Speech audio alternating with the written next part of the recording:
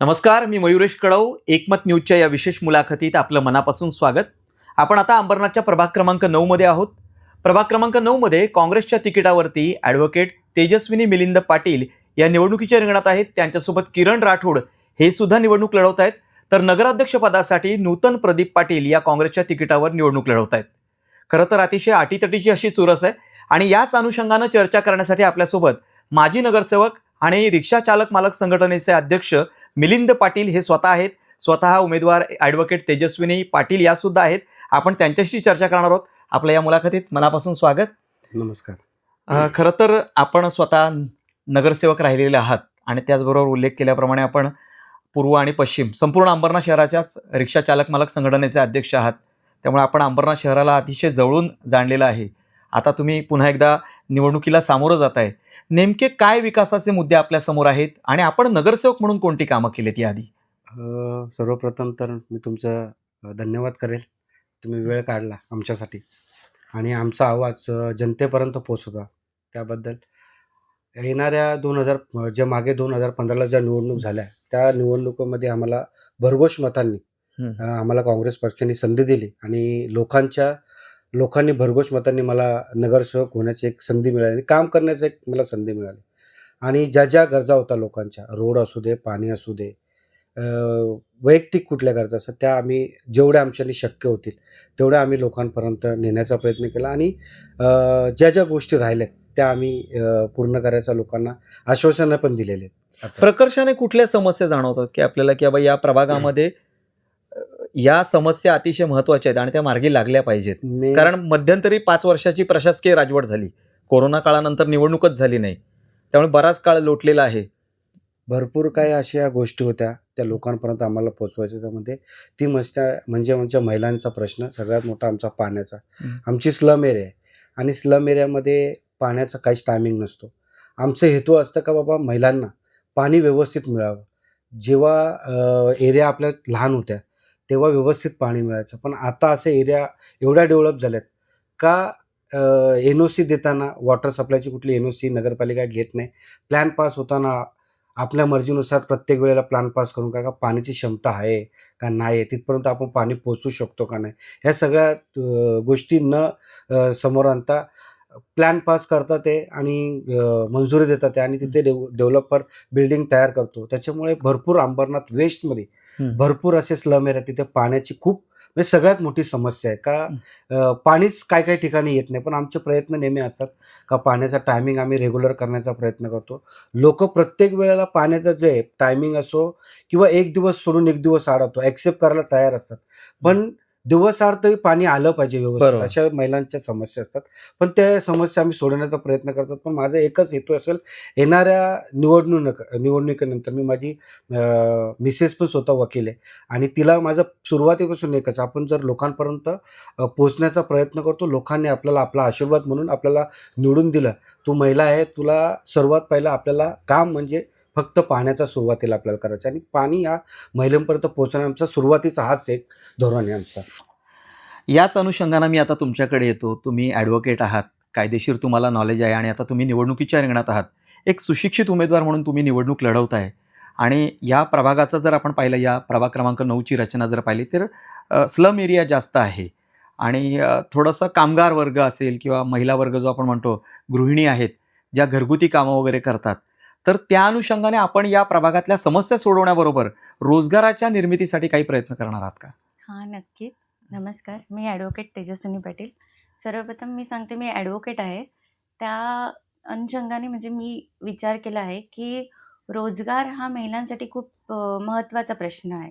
त्यामुळे मी आपल्याकडे जेवढ्या पण योजना असतील तेवढ्या सगळ्या शिबिरा थ्रू आपल्या महिलांपर्यंत पोहोचवण्याचा प्रयत्न करेल. त्याचबरोबर त्या घरात राहून काय काय काम करू शकतात आणि त्याच्या वाटेने त्यांना किती थोडेफार पैसे भेटू शकतात, असं जेही काही असतील गोष्टी त्या त्यांच्यापर्यंत पोहोचवणं आणि ते त्याच्यातनं पैसे कमवतील, अशा गोष्टी नक्कीच आम्ही त्यांच्यासाठी एक तरुणांच्या पण रोजगाराचा एक प्रश्न आहे, जो मुळात आपल्याकडे मगाशी म्हटल्याप्रमाणे थोडा स्लम एरिया असल्यामुळे अडचणीचा विषय होतो बऱ्याचदा.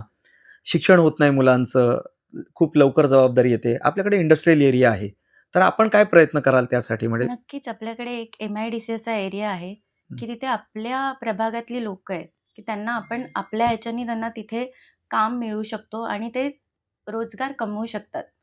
नक्कीच आम्ही ते प्रयत्न करू की ते तिथे जाऊन आपण म्हणजे काम करून आपलं परिवार जे असेल त्यांना नक्कीच 2 पैसे कमवून त्यांची जबाबदारी चांगल्या खूप प्रकारे चांगल्या प्रकारे घेऊ उपजीविका शकतात. चालवता येईल. अशी उपजीविका आम्ही नक्कीच करू. नक्कीच मिलिंदजी, मी पुन्हा एकदा तुमच्याकडे येतो. जसं आता तुम्ही प्रभागामध्ये काय कामं केलीत आणि पुढचा काय अजेंडा आहे हा सांगितलात. पण कुठेतरी या निवडणूक प्रचारामध्ये प्रचाराचा स्तर खालावताना दिसतोय. आरोप प्रत्यारोप करताना कुठेतरी खालची पातळी गाठली जातीये. आपल्यावर सुद्धा काही आरोप प्रत्यारोप केले जात आहेत. आपण कसं उत्तर द्याल त्याला? कसं असतं, विरोधकांना जेव्हा हार दिसते ना, ते काय पण बोलण्याचं चालू करतात. आज आम्ही पाटील कुटुंब 40 ते 50 वर्षापासून काँग्रेस पक्षात आहे. माझ्या आजोबा अंबरनाथ शहराचे नगराध्यक्ष होते. माझे स्वतः पप्पा अंबरनाथ शहराचे उपाध्यक्ष होते, उपनगराध्यक्ष होते आणि पप्पा माझे 25 वर्षापूर्वी माझे काँग्रेस पक्षाचे नगरसेवक होते. अंबरनाथची स्थिती अशी झाली होती, पूर्ण महाराष्ट्राची सांगेल, का ह्या पक्षातून त्या पक्षात उडी, त्या पक्षातून त्या पक्षात उडी. एकमेव मी असा नगरसेवक होतो अंबरनाथ शहरामध्ये, जो काँग्रेस पक्षामध्ये आजपर्यंत तसाच होतो. खूप काही गोष्टींचं प्रेशर आलं, खूप काही गोष्टी अंगावरती आल्या. पण माझ्या वडिलांचा एक हेतू होता, मिलिंद, ज्या पक्षाने तुला नाव दिलं, मिलिंद पाटील हा कोण आहे, ज्या पक्षाने ओळख दिली त्या पक्षाशी कधी गद्दारी करू नकोस. त्या पक्षावरती काही संकट होते तेव्हा त्या पक्षाची साथ तू सोडू नको. आणि बाबांचा मंत्र घेऊन मी जनतेसमोर आज पण काँग्रेस पक्षाचं काम करतो. त्याच्यामध्ये भरपूर लोकांनी का मिलिंद दुसऱ्या पक्षाचं काम करतोय किंवा बघा बाबांचे आज मी रिक्षा युनियन अध्यक्ष आहे.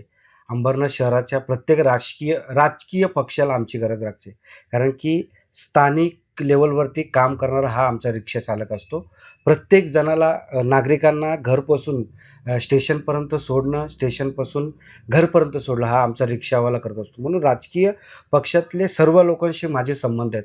म्हणजे संबंध असले म्हणजे मी त्या पक्षात काम करतो किंवा त्या पक्षाचा काम करतो असा कुठला हेतू नसतो. माझा फक्त हेतू असतो का माझा रिक्षा युनियन हे अंबरनाथ शहरासाठी काम कार्यरत ठेवतो आणि माझा प्रभाग हा मी माझ्या काँग्रेस पक्षासाठी फक्त व्यक्त होतं. काँग्रेस पक्षाच्या माध्यमातून मला लोकांपर्यंत ज्या ज्या गोष्टी पुरवता येतील, काँग्रेस पक्षाच्या माध्यमातून जो विकास काम करता येईल त्या विकास कामाकडे माझं जास्त लक्ष असतो. जसं मी बघत आलं, आमचा मक्का मस्जिदचा परिसर होता. आज 15-15, 20-20 वर्षाची रस्ते, म्हणजे चालायची जागा नव्हती. असा प्रभाग आम्ही व्यवस्थित सिमेंट कॉन्क्रीट करून घेतला. तुम्ही बघत असाल तर असे बरेचसे ठिकाण आहेत. आमचा चिंचपाडा असेल, आमचा पनवेलकर गार्डनच्या समोरचा परिसर असेल, खालचा परिसर असेल. बघा, शासनाच्या माध्यमातून मी निधी आणण्याचा प्रयत्न केल्यानंतर राजकीय दबाव पण आला. राजकीय दबाव आल्यानंतर भरपूर काही गोष्टी माझ्याबरोबर झाल्या.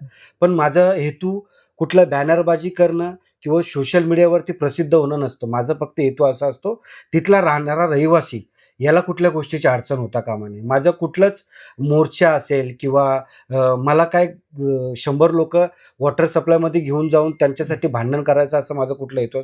माझं फक्त हेतू असतं का मी त्यांचा आवाज घेऊन ते वॉटर सप्लायमध्ये पोहोचणार आणि त्यांना ज्याची गरज आहे, पाणी असू दे किंवा नगरपालिकेमध्ये कुठली योजना असू, तो माझ्या महिलांसमोर नागरिकांसमोर कसा आणता येईल याच्यामागे माझा हेतू असतो. आताचं राजकारण असं झालं, जसं तुम्ही प्रश्न विचारला, का मिलिंद जातीचं राजकारण करतोय.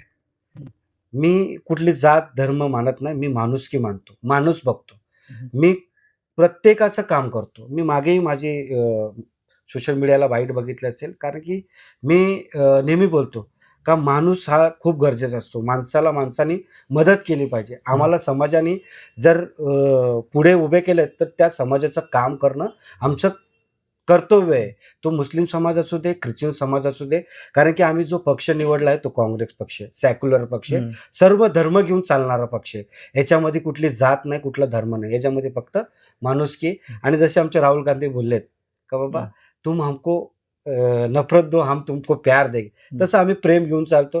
विरोधक माझ्या विरोधामध्ये भरपूर काही गोष्टी सांगतात, पण त्यांना उत्तर नागरिक भरघोष मतांनी येणाऱ्या 21 तारखेला देणार. तुम्ही प्रेमाची गोष्ट केलीत, सगळं मान्य आहे, ठीक आहे.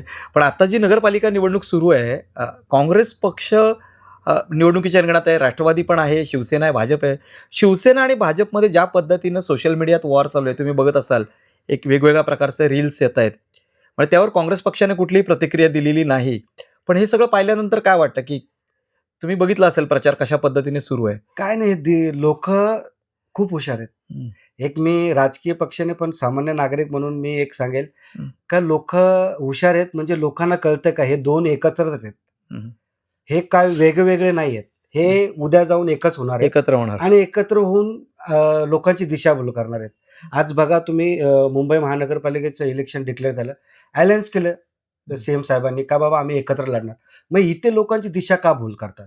हं. हे गणित मला कळालं नाही. आम्ही आमच्या काँग्रेस पक्षाची भूमिका आहे, आम्ही सामान्य ग्राउंड लेवलवरती काम करणारे सगळे माणसं आहेत आणि आम्ही आमचा पक्ष वाढवण्याच्या मागे आम्ही आमचं काम करत राहतो. शिवसेना भाजपच्या या दिशाभुलीचा फायदा काँग्रेसला किती होईल तुम्हाला काय 100% होणार हं. आणि ह्याच्यामध्ये 100% काँग्रेस पक्ष बाजी मारून जाणार.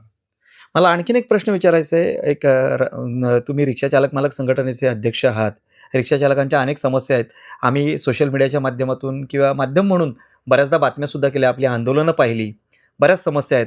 तर काय या शहरातली वाहतूक सुरळीत व्हावी किंवा रिक्षा चालकांचे प्रश्न किंवा प्रवाशांचे प्रश्न हे मार्गी लागावेत यासाठी आपण काय प्रयत्न करणार आहात? आज बघा, मी सातत्याने 3 वर्ष पत्रव्यवहार करतोय. पत्रव्यवहार करण्याचं असं कारण की मी एक सामान्य नागरिक म्हणून मी एक सांगतो का रिक्षा चालकांचा जो भाडा आहे, आज अंबरनाथ शहरामध्ये करोनापासून जो भाडे वाढ झाले किंवा भाडे कमी झालेत किंवा हे जे चाललं होतं का आम्ही वारंवार RTOला शासनामार्फत सांगत असतो, पत्रव्यवहार करत असतो का तुम्ही एक पर्टिक्युलर भाडा जो नागरिकांना इथे पाहिजे. जसं समजा तुम्ही नियमाप्रमाणे समजा स्टेशनपासून कोसगाव हा 12 रुपये, स्टेशनपासून नॅनो किंवा उलनचाळ हा 15 रुपये, तर तुम्ही एक भाडा आम्हाला शासन RTOने दरपत्रक द्यावं, सर्वे करावं.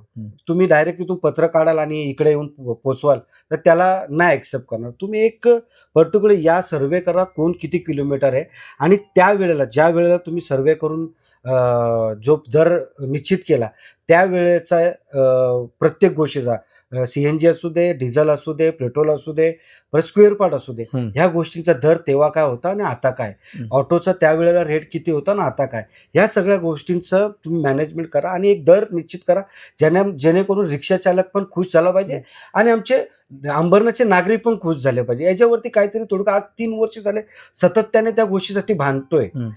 पॅसेंजरचे 5-5, 2-2, 3-3 रुपयासाठी भांडणं होतात ऑटोवाल्यांचे आणि माझ्याकडे दिवसाला याच्या 2-3 कंप्लेंट येतात. पण ते कुठेतरी आपण मिटवण्याचा प्रयत्न करतो काहीतरी त्याच्यावरती. पण हे किती दिवस चालणार? येणाऱ्या काळामध्ये याच्यावरती काहीतरी मार्ग काढा. मी नेहमी सांगत असतो, आमचा रिक्षा चालक 24 तास अंबरनाथ शहराची सेवा करत असतो, त्याच्या पोटाचं काम करतो. तुम्ही उद्या जर त्याचा ॲक्सिडेंट होतोय किंवा त्याचं काही होतंय, देव करो असे त्याच्याबरोबर काय होऊ नये, पण काही झाल्यानंतर तो मृत्यू झाल्यानंतर त्याचा पूर्ण परिवार उघड्यावर येतो. तर त्याच्यासाठी आपल्या नगरपालिकेमार्फत, शासनामार्फत काहीतरी गोष्टी तुम्ही उपलब्ध करून द्या जेणेकरून त्याचा परिवार सिक्युरिटी मिळायला हवी, त्याच्या कुटुंबाला शिक्षण होईल. मी जे राजकीय मोठे मोठे पक्ष आहेत त्यांना नेहमी सांगत असतो का आमच्या रिक्षा चालकांसाठी तुम्ही काहीतरी योजना आणा, काहीतरी पॉलिसी द्या, 10 वर्षाची, 15 वर्षाची, 20 वर्ष, जेणेकरून त्यांच्या कुटुंबाला त्याचा मोबदला भेटला पाहिजे. पण काय राजकीय पक्ष फक्त आमचा रिक्षा चालकांचा राजकारणापुरता यूज करून सोडून देतो, ह्या गोष्टी कुठं मला पटत नाही. एक रिक्षा युनियन अध्यक्ष म्हणून ह्या गोष्टी मला म्हणजे पटत नाही. त्याच्यामुळे मी अंबरनाथ शहरासाठी राजकारण नाही करत आहे, मी फक्त माझा वार्डापुरता मी माझं राजकारण करतोय.